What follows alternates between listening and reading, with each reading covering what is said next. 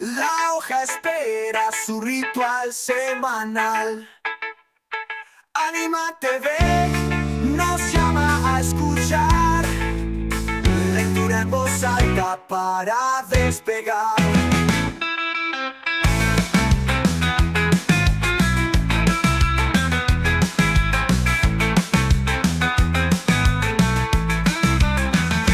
Una página o dos, tal vez tres.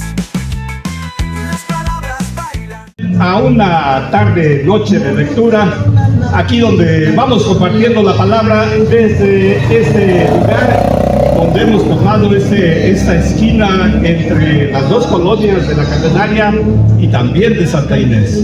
Así que ojalá que ustedes estén aquí con nosotros un ratito, donde vamos a hacer algunas lecturas, un cuento de Juan Rulfo, hablarles un poco de una poeta sayulense desconocidas para muchos, pero que andamos promocionando hoy, a Rebeca Uribe, una escritora que nació un 8 de mayo de 1911. A lo mejor la conocen, tal vez no.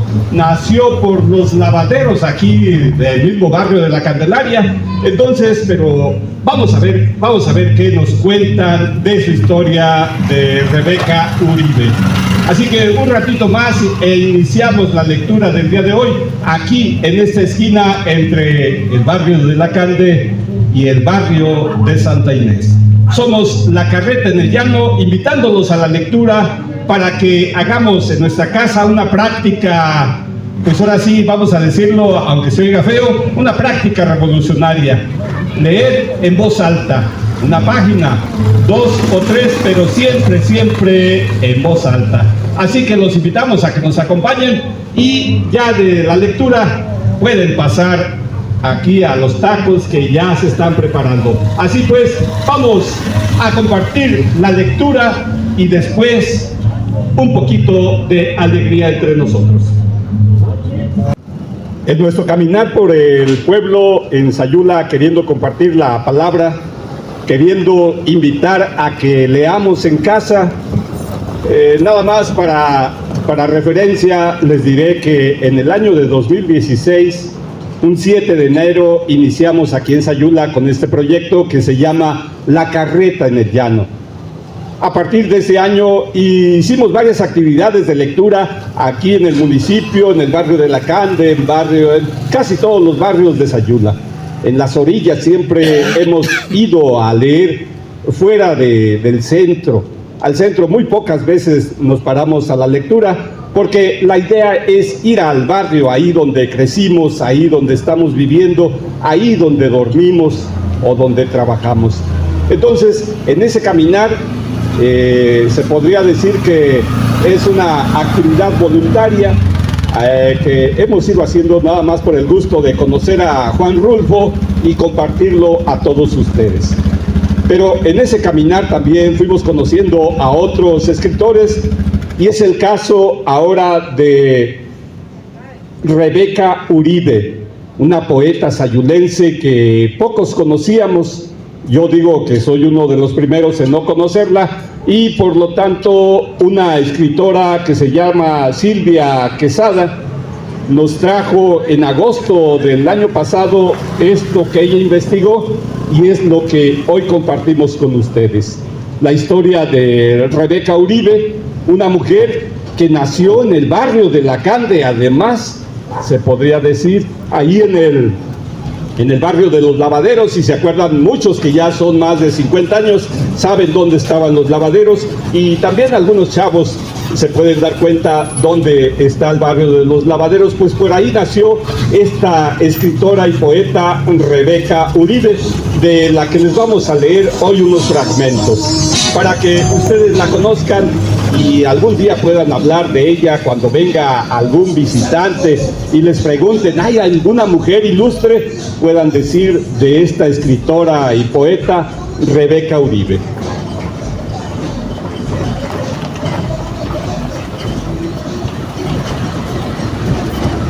Toda la información es rescatada y conseguida, y la buscó la escritora Silvia Quesada. Rebeca Uribe nació en Sayula, Jalisco, El lunes 8 de mayo de 1911, en la calle Yáñez 16, la llevó a registrar la señora Josefa González a escasas horas de nacida, como podemos leerlo en el acta del registro civil. Un detalle observable a simple vista es que su nombre fue escrito al margen como Rebeca, con V, corrigiéndose la ortografía del nombre en el cuerpo del acta. Se anotó como Uribe, el apellido paterno, a pesar de que el acta señala que la niña es hija natural de padres no conocidos. Ese mismo día, lunes, la pequeña Rebeca Uribe recibió las aguas bautismales en la parroquia de Sayula.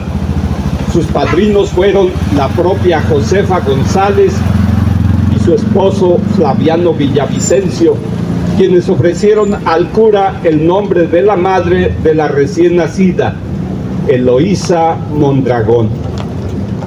En el acta del registro civil veremos que el apellido paterno de la niña Rebeca es Uribe, y si leemos el acta de bautizo, el materno es Mondragón. Rebeca Uribe Mondragón es hija de Raúl Uribe González. Nació en Sayula el 16 de diciembre de 1889, quien tenía al nacer su primogénita 21 años, y de Eloísa Mondragón Valencia, originaria de Ciudad de México, nacida el 1 de noviembre de 1886, con 24 años al momento del alumbramiento. Los padres y abuelos de la señora Eloísa fueron originarios de la ciudad de Guadalajara, el llano de mis mayores, como expresaría años más tarde Rebeca Uribe en el poema Canto a Guadalajara, en Poemas Autógrafos de 1937. La calle de Yáñez 16 en Sayula se encontraba junto a los lavaderos de antaño en la población sayulense, en los terrenos de lo que antiguamente se conocía como El Caño, cerca del arroyo Aguasarca. La madre de Rebeca Uribe era lavandera de oficio. El inmueble natal ya no existe. En su lugar se encuentra una finca con gran estacionamiento sin número visible. La casa era el domicilio del padre, quien en ese momento era soltero. Por los datos oficiales sabemos que Raúl Uribe González no reconoció a la recién nacida, sino que salió del país y se inscribió en el ejército norteamericano en 1912. Como puede leerse en la tarjeta de identificación de la Armada, los registros consultados en Family Search permiten saber que contrajo matrimonio civil en 1914 con María Luisa Ballesteros y que tuvo varios hijos con ella. El abuelo paterno de Rebeca fue el médico Enrique E. Uribe, quien vivió con su mujer Sebastiana González en la finca de la calle de Yáñez. En esa misma casa nació Alfredo Uribe González, fallecido en 1922, último morador de la familia Uribe, quien fue sepultado en fosa común por no tener recursos propios para un espacio identificable en el Camposanto. Se ignora en qué año salieron Eloísa Mondragón y Rebeca Uribe de Sayula. Recordemos que por aquellos años las poblaciones jaliscienses vivían en una constante inseguridad debido a las incursiones revolucionarias y federalistas. La vida de Rebeca Uribe fue desde el inicio un mosaico construido con piezas difíciles de armar. Su madre no la llevó a registrar. Sus apellidos quedaron repartidos en 2 actas. La calle donde nació cambió de nombre por lo menos 3 veces. Rebeca Uribe o Rebeca Mondragón. La única certeza es que nació en Sayula el 8 de mayo de 1911. Las circunstancias mantuvieron en silencio el origen de la escritora por mucho tiempo. Esto es es lo que les quisimos traer a ustedes aquí en esta calle, en este día, para que conozcan de una escritora sayulense, una escritora de aquí de nuestro barrio, de alguna manera se puede decir, y que muchos como yo la desconocíamos. Ahora, para dejar a Rebeca ahorita un ratito, voy a leerles un poema de ella, para que tengan en mente cómo escribía Rebeca Uribe. Se llama el texto Meditación, especial para Plus Ultra. En mi alcoba callada se ha escondido la luna, y al posarse en mi almohada tuvo tu luz mi premura. Me he tendido a lo largo de este lecho que es amplio, como el dolor amargo que se recoge a diario. Me he tendido a lo largo para cerrar los ojos y he escuchado mis manos pensando en el ocaso. Ocaso que he de ver pintado su paisaje cuando vaya a ese viaje cuyo fin nadie sabe. Y pensando en la muerte, mi inquietud se ha calmado, porque mi ser presente que en ella habrá descansado. Este es un poema de Rebeca Uribe y que se llama Meditación. Ojalá que les haya gustado esta que hemos traído a ustedes a compartir, y que pues nosotros el único afán con que venimos es para invitarlos a que lean una página, 2 o 3, pero siempre en voz alta. Vamos en ese caminar que nos hemos propuesto este año. Iniciamos el miércoles pasado allí en el Jardín de la Cande, de ahí partimos y vamos a ver si podemos lograr en todo el año, cada miércoles, darle la vuelta al pueblo de Sayula. Así nos vamos a ir para la próxima semana, tal vez nos vayamos a la Belisario, ahí hagamos una lectura o por ahí nos vamos a ir, y luego a la Aguacatera, luego nos vamos para allá, para el barrio de San Miguel. Ahí nos vamos a ir caminando semana a semana. Y el plan es ir en la bicicleta para que no gastemos en gasolina y no contaminemos. La única contaminación que vamos a tratar de hacer es las palabras al viento. Este año también hemos querido leer un libro que es de Juan Rulfo y que muchos tal vez conozcamos, pero es a partir de una película que se llama El Gallo de Oro. Yo creo que muchos de ustedes ya la habrán visto. Creo que una está protagonizada con Ignacio López Tarso, y donde es un hombre tullido que tiene un gallo muy famoso y que, bueno, hoy vamos a leer esa escena donde como Pinzón, se gana ese gallo, y eso es lo que le vamos a ir leyendo el día de hoy. Aquí por ahí Alejandro nos acompañó la semana pasada y pues aquí está. Muchas gracias, compañero, que aquí anda con nosotros. Vamos a leer la continuación del Gallo de Oro, del libro de Juan Rulfo, que así se llama, El Gallo de Oro. Ojalá que les guste y ya verán lo que cuenta esta parte de la historia del Gallo de Oro el día de hoy que hemos escogido para ustedes. Uno de esos años, quizá por la abundancia de las cosechas o a milagro no sé de quién, se presentaron las fiestas muy bulliciosas y concurridas que había habido en muchas épocas en San Miguel del Milagro. De tal modo se prendió el entusiasmo que 2 semanas después seguían rifando las partidas y las peleas de gallos. Parecían eternizarse, a tal punto que los galleros de la región agotaron sus perchas y aún tuvieron tiempo de encargar otros animales, cuidarlos, entrenarlos y jugarlos. Uno de los que hicieron eso fue Secundino Colmeneros, el hombre más rico del pueblo, el cual acabó con su gallega y perdió en las dichosas tapadas. Además de su dinero, un rancho lleno de gallinas y 22 vacas que eran todo su propiedad. Y a pesar de que al final recuperó algo, lo demás se fue por el caño de las apuestas. Dionisio Pinzón se las vio bien apurado para cumplir con tanto trabajo.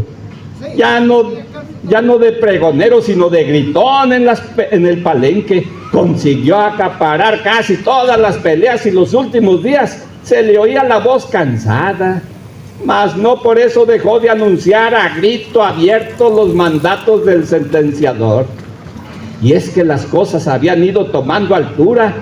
Llegó la hora en que solo se enfrentaban plazas fuertes con asistencia de jugadores famosos venidos desde San Marcos, allá en Aguascalientes, Teocaltiche, Aranda, Chalchicomula, Zacatecas, todos portando gallos tan finos que daba pena verlos morir. Y venidas de quién sabe dónde hicieron su aparición las cantadoras, tal vez atraídas por el olor del dinero, pues antes ni por asomo se venía una mujer bonita bragada con un rebozo ametalado sobre el pecho y a quien llamaban la caponera. Quizá por el arrastre que tenía con los hombres. La verdad es que rodeadas por un mariachi, hicieron con su presencia y sus canciones que creciera más el entusiasmo de la Plaza de Gallos. El palenque de San Miguel del Milagro era improvisado y no tenía capacidad para grandes muchedumbres. Se aprovechaba para esto el corral de una ladrillera, levantándose un jacalón techado a medias de zacate. El anillo estaba hecho con láminas de tejamanil y las bancas que lo rodeaban y donde se acomodaba el público no eran más que tablones apoyados en gruesos adobes. Con todo, ese año se había complicado un tanto las cosas, pues ni quien se imaginara que se iba a acumular tamaña concurrencia. Y por si fuera poco, se esperaba de un momento a otro la visita de unos políticos. Para esto, la autoridad ordenó se desalojaran las dos primeras filas, que permanecieran vacías hasta la llegada de aquellos señores, y aún después, pues apenas si eran dos, aunque cada uno con su correspondiente compañía de pistoleros.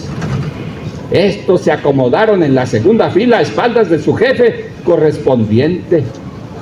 Y ellos dos en la primera, frente a frente, separados por el anillo. Y en cuanto dieron principio las peleas, se dejó ver que aquel par de entejanados no se llevaban bien. Parecían haber ido allí por alguna vieja rivalidad, pues no solo se lo demostraban en lo personal, sino que en las mismas peleas. Así uno de ellos tomaba partido por un gallo, el otro dejaba caer su favor en el contrario. Y así hasta que los ánimos se fueron acalorando, ya que ambos querían que sus gallos ganaran. Pronto vino la desavenencia, el perdedor se levantaba y con él todo el grupo de sus acompañantes, y esto era comenzar a lanzarse unos al otro pullas y amenazas que coreaban los pistoleros, retando a los pistoleros del frente. Aquel espectáculo de los dos grupos, al parecer enfurecidos, acabó por retener la atención de todo el público, que esperaban sucediera algún alboroto entre aquellos sujetos que no perdían la oportunidad de sacar a relucir lo mucho que tenían de valientes. No tardaron algunos en abandonar el palenque ante el temor de que fuera a producirse una balacera, pero no sucedió nada. Al terminar la pelea, los dos políticos salieron de la Plaza de Gallos, se encontraron en la puerta. Allí ambos se tomaron del brazo y más tarde se les vio bebiendo juntos en un puesto de canelas. En unión de las cantadoras de sus pistoleros, que parecían haber olvidado sus malas intenciones, y del presidente municipal del pueblo, como si todos estuvieran celebrando su feliz encuentro. Hasta aquí les dejo este fragmento del Gallo de Oro, que yo creo que algunos se acordó hasta de la película, pero esto es del libro de El Gallo de Oro de Juan Rulfo, que se llama así, El Gallo de Oro y otros relatos. Ojalá que les haya gustado, pero vamos a seguir. Sí, vamos adelante. Vamos a leer ahora un cuento de Juan Rulfo. Ojalá que les guste y lo hacemos con el gusto, ya saben, de compartir la palabra y de motivar a que hagamos una lectura en casa. Ya saben, una página, 2 o 3, pero siempre en voz alta. Voy a leerles un cuento. La semana pasada leímos Lubina. Hoy les voy a leer uno que por aquí traemos ya preparado y que se llama Es que somos muy pobres. Ojalá que les guste, es un cuento muy interesante, ya lo verán y para que no pierda el tono con el Gallo de Oro, vamos a leerles este cuentito. Es un cuento de Juan Rulfo, del libro El Llano en Llamas, Es que somos muy pobres. Aquí va todo de mal en peor. La semana pasada se murió mi tía Jacinta y el sábado, cuando ya la habíamos enterrado y comenzaba a bajarnos la tristeza, comenzó a llover como nunca. A mi papá eso le dio coraje, porque toda la cosecha de cebada estaba soleándose en el solar. Y el aguacero llegó de repente, en grandes olas de agua, sin darnos tiempo ni siquiera de esconder aunque fuera un manojito. Lo único que pudimos hacer todos los de mi casa fue estarnos arrimados debajo del tejabán, viendo cómo el agua fría que caía del cielo quemaba aquella cebada amarilla tan recién cortada. Y apenas ayer, cuando mi hermana Tacha acababa de cumplir 12 años, supimos que la vaca que mi papá le regaló para el día de su santo se la había llevado el río. El río comenzó a crecer hace 3 noches y a eso de la madrugada ya estaba muy dormido, y sin embargo el estruendo que traía el río al arrastrarse me hizo despertar enseguida y pegar el brinco de la cama con mi cobija en la mano, como si hubiera creído que se estaba derrumbando el techo de mi casa. Pero después me volví a dormir, porque reconocí el sonido del río, porque ese sonido se fue haciendo igual hasta traerme otra vez el sueño. Cuando me levanté, la mañana estaba llena de nublazones y parecía que había seguido lloviendo sin parar. Se notaba en que el ruido del río era más fuerte y se oía más cerca. Se olía como se huele una quemazón, el olor a podrido del agua revuelta. A la hora en que me fui a asomar, el río ya había perdido sus orillas, iba subiendo poco a poco la calle real y estaba metiéndose a toda prisa en la casa de esa mujer que le dicen la Tambora. El chapaleo del agua se oía al entrar por el corral y al salir en grandes chorros por la puerta, la Tambora iba y venía caminando por lo que era ya un pedazo de río, echando a la calle sus gallinas para que se fueran a esconder a algún lugar donde no les llegara la corriente. Y por el otro lado, por donde estaba el recodo del río, el río se había de haber llevado quién sabe desde cuándo el tamarindo que estaba en el solar de mi tía Jacinta, porque ahora ya no se ve ningún tamarindo. Era el único que había en el pueblo, y por ese nomás la gente se da cuenta de que la creciente esta que vemos es la más grande de todas las que ha bajado el río en muchos años. Mi hermana y yo volvimos a ir por la tarde a mirar aquel amontonadero de agua que cada vez se hace más espesa y oscura, y que pasa ya muy por encima de donde debe estar el puente. Allí nos estuvimos horas y horas sin cansarnos viendo la cosa aquella. Después nos subimos por la barranca porque queríamos oír bien lo que decía la gente, pues abajo junto al río hay una gran ruidazal y solo se ven las bocas de muchos que se abren y se cierran y como que quieren decir algo, pero no se oye nada. Por eso nos subimos por la barranca donde también hay gente mirando el río, contando los perjuicios que ha hecho. Allí fue donde supimos que el río se había llevado a la serpentina. La vaca esa que era de mi hermana Tacha, porque mi papá se la regaló para el día de su cumpleaños y que tenía una oreja blanca y otra colorada y muy bonitos ojos. No acabo de saber por qué se le ocurrió a la serpentina pasar el río ese, cuando sabe que no es el mismo río que ella conoce de a diario. La serpentina nunca fue tan atarantada. Lo más seguro es que ha de haber venido bien dormida para dejarse matar así nomás por nomás. A mí muchas veces me tocó despertarla cuando le abría la puerta del corral, porque si no, de su cuenta, allí se hubiera estado el día entero con los ojos cerrados, bien quieta y suspirando, como se oye suspirar a las vacas cuando duermen. Y aquí ha de haber sucedido eso de que se durmió. Tal vez se le ocurrió despertar al sentir que el agua pesada le golpeaba las costillas. Tal vez entonces se asustó y trató de regresar, pero al volverse se encontró entreverada y acalambrada entre aquella agua negra y dura como tierra corrediza. Tal vez bramó pidiendo que le ayudaran. Bramó como solo Dios sabe cómo. Yo le pregunté a un señor que vio cuando la arrastraba el río si no había visto también al becerrito que andaba con ella, pero el hombre dijo que no sabía si lo había visto. Solo dijo que la vaca manchada pasó patas arriba muy cerquita de donde él estaba y que allí dio una voltereta y luego no se volvió a ver ni los cuernos, ni las patas, ni ninguna señal de vaca. Por el río rondaban muchos troncos de árboles con todo y raíces, y él estaba muy ocupado en sacar leña, de modo que no podía fijarse si eran animales o troncos los que arrastraba. Nomás por eso no sabemos si el becerro está vivo o si se fue detrás de su madre río abajo.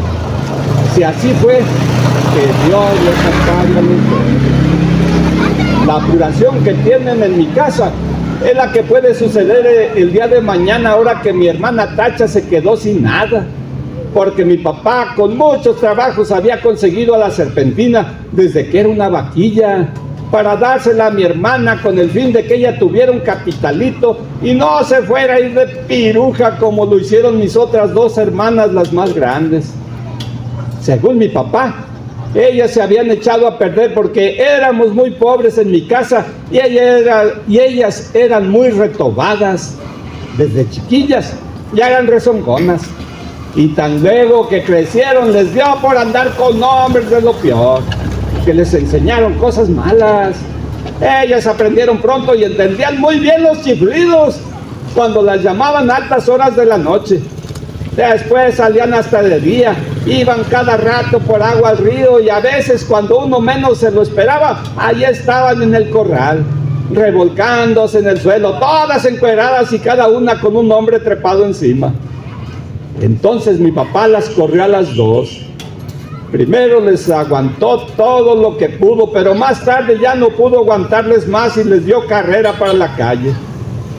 Ellas se fueron para Ayutla, o no sé para dónde, pero andan de pirujas.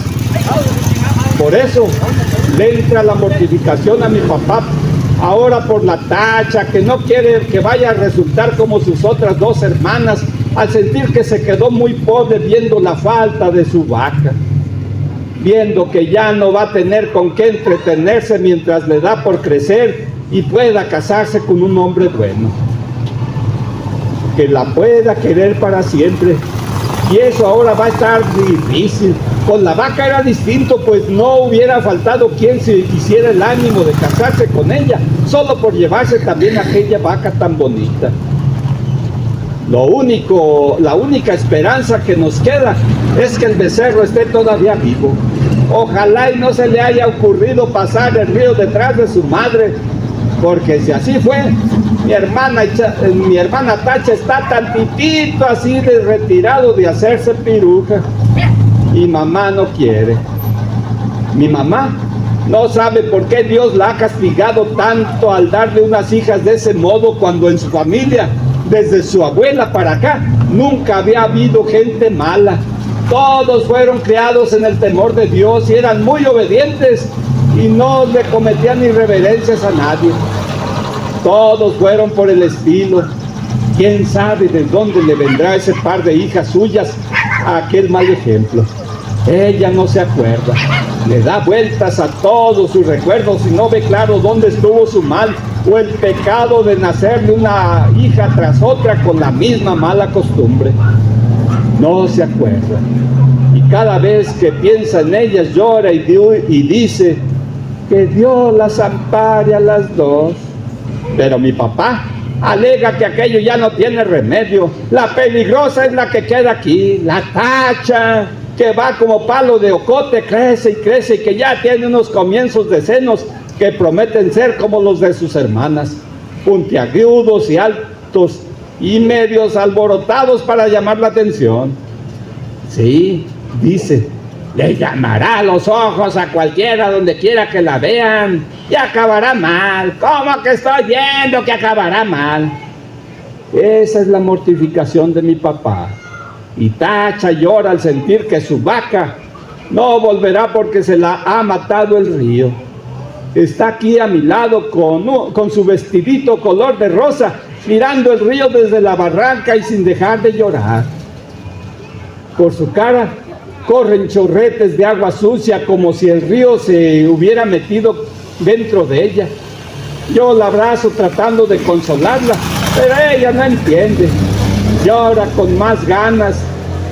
De su boca sale un ruido semejante al que arrastra por las orillas del río, que le hace temblar y sacudirse todita. Y mientras la creciente sigue subiendo, el sabor a podrido que viene de allá salpica la cara mojada de Tacha, y los dos pechitos de ella se mueven de arriba abajo sin parar, como si de repente comenzaran a hincharse para empezar a trabajar por su perdición. Este es el cuento Es que somos muy pobres. Ojalá que les haya gustado. Somos La Carreta en el Llano, aquí leyendo en voz alta desde esta esquina y para todos ustedes. Muchas gracias por habernos escuchado. Aquí seguiremos caminando el próximo miércoles. Tal vez andemos en la orilla de Santa Inés o tal vez andemos en Belisario, pero por aquí vamos a seguir caminando y muchas gracias a todos por escucharnos. Muy buenas noches. La hoja espera su ritual semanal. Anima TV nos llama a escuchar. Lectura en voz alta para despegar.